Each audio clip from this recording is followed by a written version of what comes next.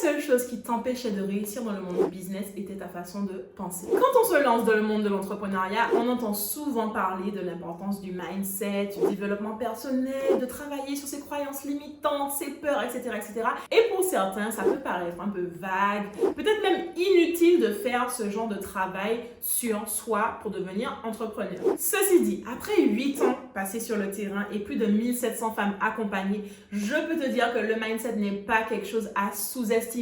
Bien au contraire, selon moi, c'est quelque chose qui représente au moins 50% de tes chances de réussir dans le monde du business. Tout le reste, le côté argent, stratégique, etc., ça vient après. Mais si ton mindset n'est pas dedans, tu es déjà très mal parti. Et donc, c'est pour ça aujourd'hui qu'on va aborder les 3 choses que je vois fréquemment chez les entrepreneurs, débutants ou les personnes qui veulent se lancer. Comment y pallier? Et à la fin, je te donnerai une astuce infaillible pour renforcer ton mindset rapidement au quotidien. C'est quelque chose que j'ai utilisé depuis le début et qui m'a permis d'atteindre les sommets beaucoup plus rapidement que les autres entrepreneurs. Du coup, si tu es prêt à renforcer ton mindset, c'est parti!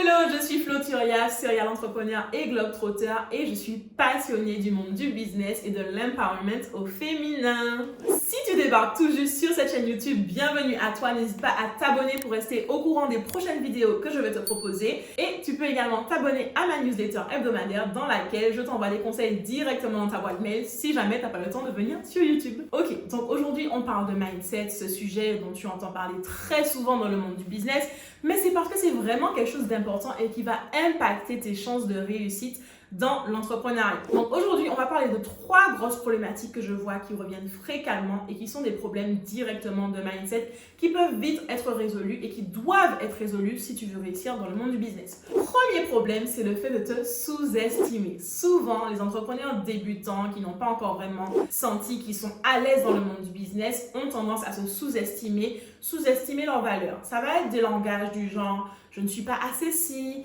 il me manque ça »,« il faudrait que je fasse X, Y, Z pour être légitime dans tel et tel domaine », etc., etc. Et je le vois tout le temps sur les nouveaux clients qui arrivent dans mes différentes entreprises. Ce sont des clients qui vont vouloir accumuler 30 000 formations. Il faut que je fasse telle formation et telle formation et telle formation pour être légitime.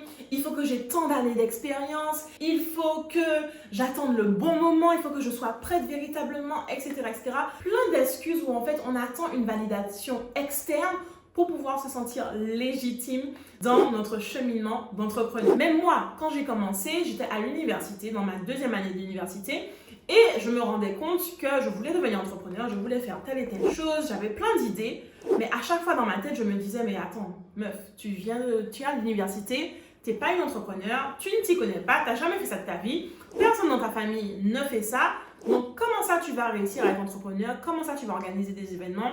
Ça n'a pas de sens en fait. Et donc, il y a vraiment ce manque de légitimité que la plupart des entrepreneurs débutants et même ceux qui sont dans le game depuis longtemps ressentent fréquemment. Le problème avec ça, c'est que mis à part dans les métiers véritablement réglementés, par exemple la santé, etc., où il y a vraiment des règles précises, des formations requises obligatoires, la plupart des entreprises ne demandent pas un niveau de certification extraordinaire ou une légitimité imposée par des standards extraordinaires de la société, d'accord? La plupart du temps, ta légitimité est déterminée par ta décision et ton engagement envers tes objectifs, pas par des facteurs externes. Et c'est ça le problème. Qui a dit qu'il fallait avoir X, Y, Z pour pouvoir être légitime dans ton domaine?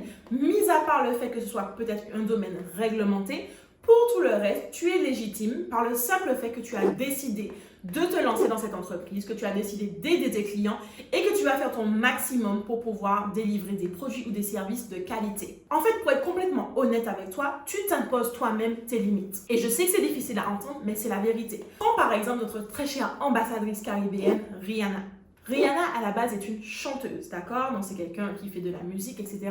Et qui, malgré tout, a décidé et s'est engagée dans un parcours de businesswoman, d'accord? Donc, quand elle a commencé à créer ses premières entreprises dans le domaine de la cosmétique, de la lingerie, des vêtements, etc., je suis certaine qu'il y a plein de personnes qui ont regardé et qui se sont dit, mais en fait, non, c'est une chanteuse. Et peut-être même qu'elle s'est dit ça elle-même en se disant, mais je suis une chanteuse, je ne suis pas une designer, je ne suis pas spécialiste en formulation de cosmétiques, c'est pas mon domaine. Et alors, Tout ce dont elle avait besoin, c'était une décision et un engagement envers cet objectif d'ouvrir ses business dans ce domaine. Et après, les décisions vont pouvoir se faire naturellement pour trouver les personnes qui ont les compétences pour faire de son rêve une réalité, d'accord? Mais à la base, si elle avait écouté cette logique de « je ne suis pas légitime pour me lancer dans tel et tel domaine », elle n'aurait jamais pu devenir une milliardaire. Autre exemple typique, on a Kelly Maxwell des Secrets de Loli, qui à la base n'était pas quelqu'un qui était spécialiste en formulation de produits capillaires. C'était juste quelqu'un qui a vu une problématique au niveau des cheveux texturés, bouclés, frisés, etc.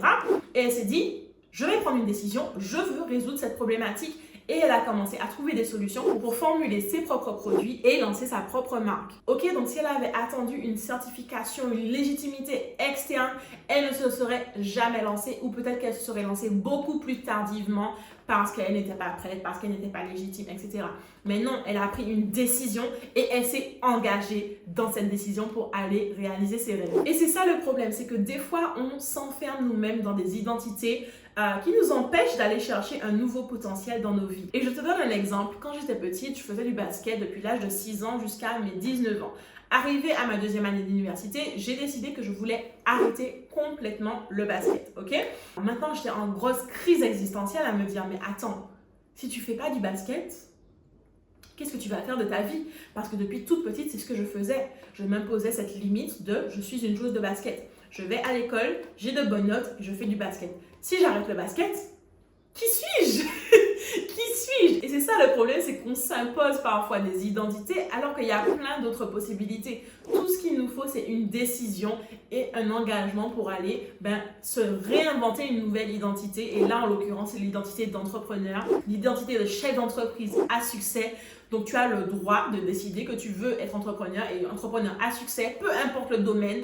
Et ensuite, tu vas pouvoir trouver des solutions pour exécuter et concrétiser cette vision que tu as dans ta tête. Mais arrête de t'enfermer, arrête de sentir que tu n'es pas assez légitime, arrête de te sous-estimer. Et maintenant, je sais qu'il y en a plein d'entre vous qui vont quand même me dire « Oui, mais Flo, quand même, il faut que j'ai un minimum pour pouvoir légitimiser ma position en tant que tel et tel chef d'entreprise dans tel et tel domaine. » Mais le truc, c'est que vous vous basez uniquement sur la validation externe de votre légitimité, c'est-à-dire des facteurs un peu classiques comme les diplômes, les formations, les certifications, l'expérience professionnelle, etc.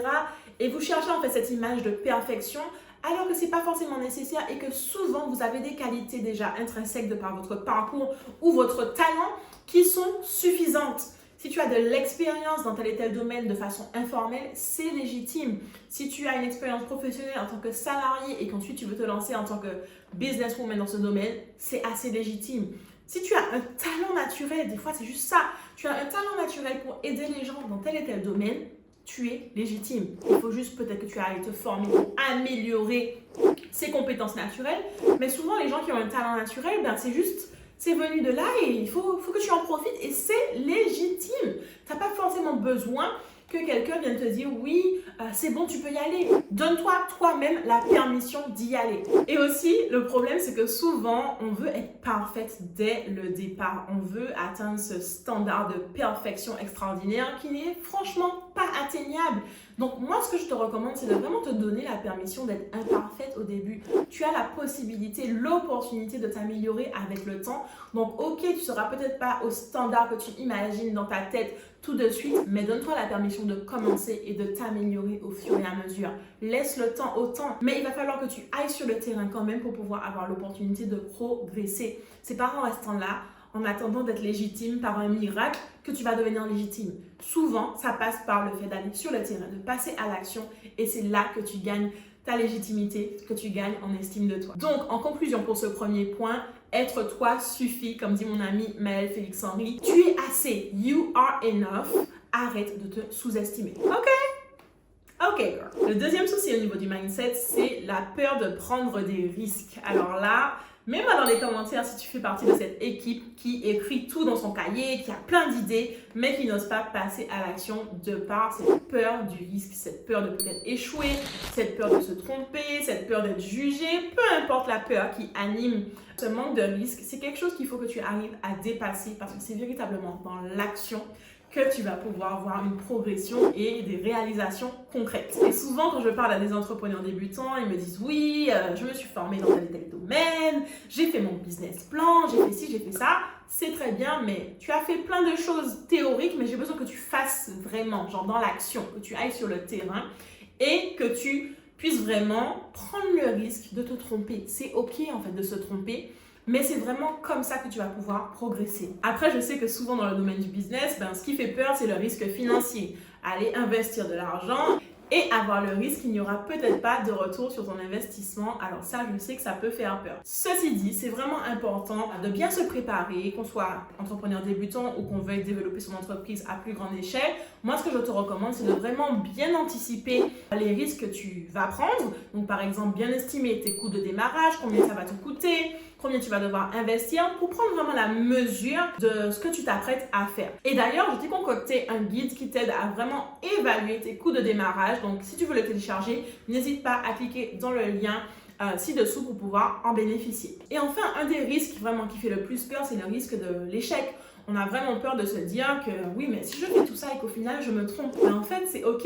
Et moi j'ai envie de dire, il n'y a pas vraiment d'échec. La seule façon d'échouer, c'est si tu fais quelque chose et que tu n'apprends pas et que tu ne progresses pas et que tu ne t'élèves pas vers de nouveaux sommets grâce à cette expérience. Il ne s'agit pas d'échec, il s'agit d'une expérience où tu as pu apprendre, tu as pu trouver une des façons par lesquelles ça ne fonctionne pas. Et donc, tu vas pouvoir trouver d'autres façons pour lesquelles ça va fonctionner. Et c'est ce que je t'encourage vraiment à faire, changer ta perspective sur l'échec.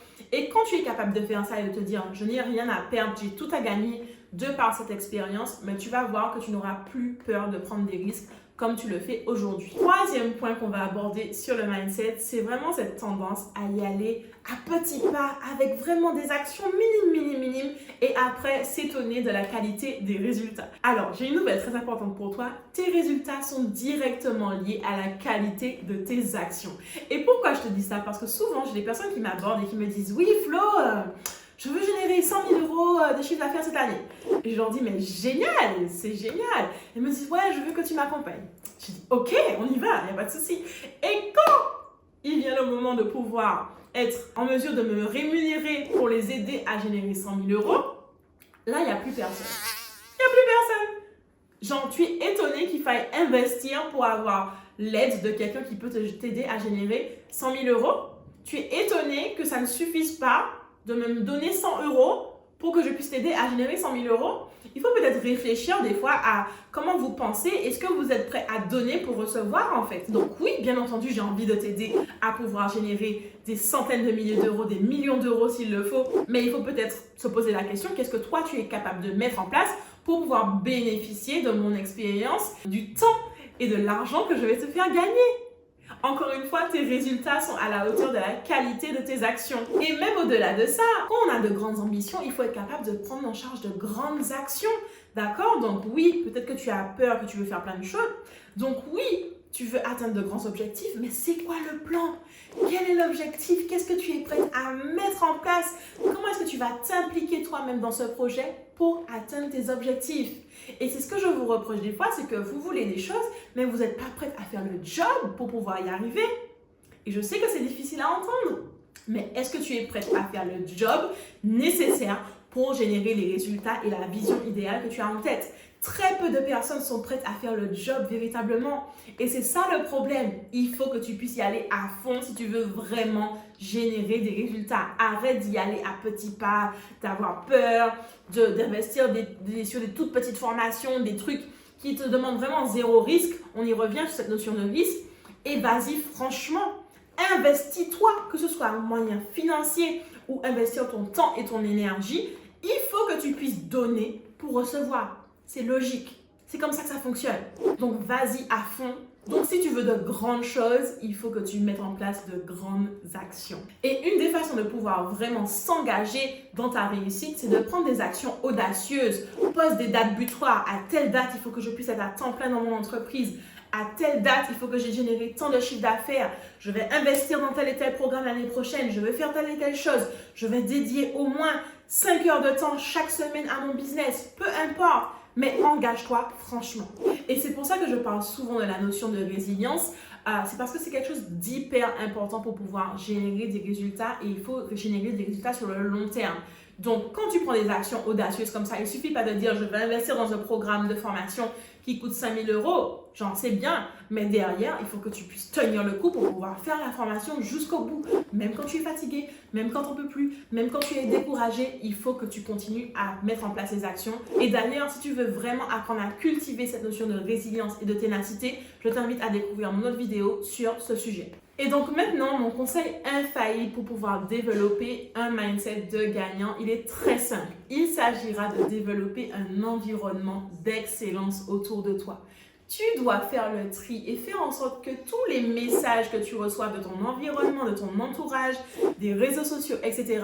soient vraiment des messages qui renforcent ton mindset plutôt que de le faire descendre. Donc je t'invite par exemple à faire le tri sur les réseaux sociaux et faire en sorte de suivre que des comptes qui t'encouragent à vraiment penser plus grand et à être sûr de toi et de suivre des comptes qui t'encouragent à vraiment penser de façon positive envers toi-même mais également envers tes projets et ton business. Faire le tri aussi dans ton entourage. Arrêter de parler de tes projets à des personnes qui te font perdre espoir dans ta capacité à réaliser tes objectifs et t'entourer de personnes qui t'inspirent au quotidien. Faire en sorte de cultiver un espace autour de toi qui t'encourage dans tes objectifs, avoir des affirmations sur le mur, avoir ton vision board, avoir peut-être tes objectifs écrits à quelque part pour te rappeler pourquoi tu es en train de faire tous ces efforts pour pouvoir développer une entreprise qui prospère. Et enfin, si tu as du mal à faire tout ça toute seule, je t'invite à découvrir mon programme qui s'appelle le programme Insider, dans lequel justement je t'aide à avoir un environnement hyper puissant pour garder un mindset de gagnant au quotidien. C'est un programme dans lequel je te donne régulièrement des conseils pour développer ton entreprise qui vont plus loin que les vidéos que tu retrouves sur ma chaîne YouTube. Mais tu vas également avoir une communauté d'entrepreneurs qui excellent à travers le monde et c'est vraiment un super programme. Je t'invite à le découvrir juste ici et n'hésite pas à me contacter si jamais tu veux en savoir plus. Du coup, voilà, on a abordé aujourd'hui le sujet du mindset et l'importance de corriger ces trois choses. Le fait de te sous-estimer, le fait d'avoir peur de prendre des risques et le fait d'y aller à petits pas, de ne pas y aller à fond, de ne pas prendre des actions à la hauteur de tes ambitions. J'espère que cette vidéo aura été utile pour toi. Si ça t'a plu, n'hésite pas à me laisser un like ci-dessous, ça va m'aider à booster ma visibilité et à faire passer ce message à d'autres entrepreneurs qui en ont besoin. Abonne-toi à la chaîne si ce n'est pas encore le cas pour pouvoir voir plus de vidéos et laisse-moi un commentaire sur les points qui t'ont vraiment parlé aujourd'hui et on se dit à la prochaine pour de nouvelles vidéos.